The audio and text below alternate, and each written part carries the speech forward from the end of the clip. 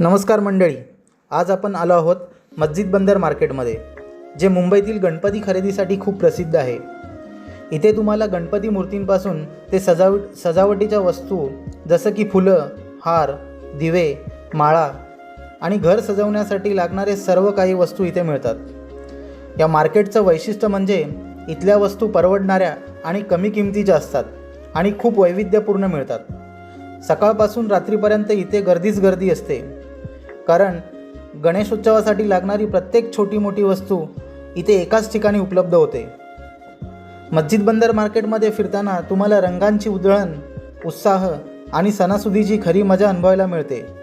खरं बघायला गेलात तर मित्रांनो, गणपती खरेदीची ही धांदलच आपल्याला गणेशोत्सवाची खरी सुरुवात करून देते।